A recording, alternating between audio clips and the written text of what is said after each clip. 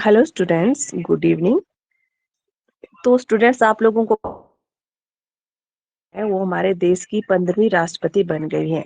तो देख लेते हैं द्रौपदी मुर्मू से संबंधित कुछ जरूरी जानकारियां जो एग्जाम की दृष्टि से बहुत ही जरूरी हैं। ओके, तो फर्स्ट पॉइंट है इसमें, भारत की पहली आदिवासी महिला राष्ट्रपति बनी है द्रौपदी मुर्मू। ठीक है, भारत की पहली आदिवासी महिला राष्ट्रपति बनी है द्रौपदी मुर्मू, और वे 15वें नंबर की राष्ट्रपति बनी है। ठीक है, तो जो द्रौपदी मुर्मू है ये किस जनजाति से संबंध रखती है? तो द्रौपदी मुर्मू संथाल जनजाति से संबंध रखती है। नेक्स्ट आ जाइए, ये द्रौपदी मुर्मू किस पार्टी से संबंधित है? तो ये बीजेपी पार्टी से संबंधित है। अब इनका जन्म कब हुआ था? 20 जून 1958 को इनका जन्म हुआ, और कहाँ हुआ? मयूरभंज, उड़ीसा में इनका जन्म हुआ। ओके, नेक्स्ट पॉइंट है, 2015 में द्रौपदी मुर्मू किस राज्य की पहली आदिवासी महिला राज्यपाल बनी थी? तो द्रौपदी मुर्मू जो है 2015 में झारखंड की प्रथम महिला आदिवासी राज्यपाल बनी थी। और द्रौपदी मुर्मू को किस विधानसभा द्वारा 2007 में सर्वश्रेष्ठ विधायक के लिए नीलकंठ पुरस्कार दिया गया? तो द्रौपदी मुर्मू को ओडिशा विधानसभा द्वारा 2007 में भारत। अब देखिए, जो राष्ट्रपति से संबंधित अनुच्छेद हैं वो भी देख लेते हैं कि किन किन अनुच्छेदों में वर्णन है।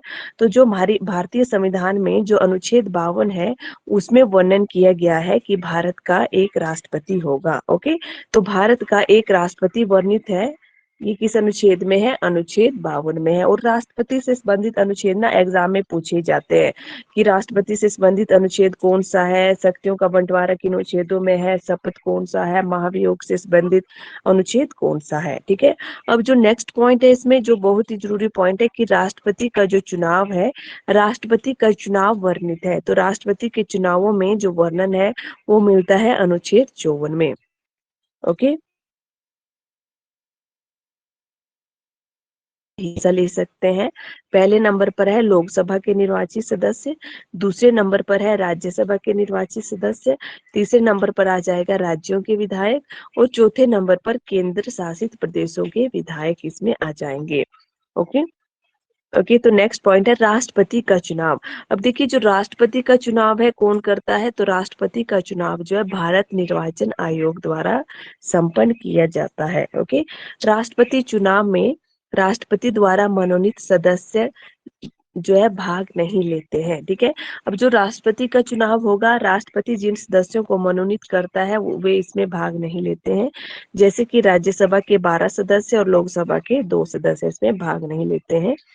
नेक्स्ट है राष्ट्रपति पर महाभियोग। तो राष्ट्रपति पर जो महाभियोग है वो अनुच्छेद 61 के तहत लगाया जा सकता है। ठीक है, अब देखिए, जो राष्ट्रपति पर महाभियोग लगाया जा सकता है उसको जो है संसद के दोनों सदनों में से किसी भी सदन में पारित किया जा सकता है। ठीक है, जो भी महाभियोग प्रस्ताव होगा दोनों सदनों में से किसी भी सदन में उस प्रस्ताव को पारित किया जाता है। ठीक है, अब जब जिस भी सदन में वो पारित किया जाएगा उसमें जो है 1/4 सदस्यों की इसमें सहमति होनी चाहिए। ठीक है, उसके बाद जब महाभियोग प्रस्ताव जो है दोनों सदनों में जाता है तो उसमें जो है 2/3 सदस्यों की इसमें स्वीकृति आवश्यक होती है। ओके, तो ये थी राष्ट्रपति से संबंधित कुछ जरूरी चीजें जो एग्जाम की दृष्टि से बहुत ही जरूरी है।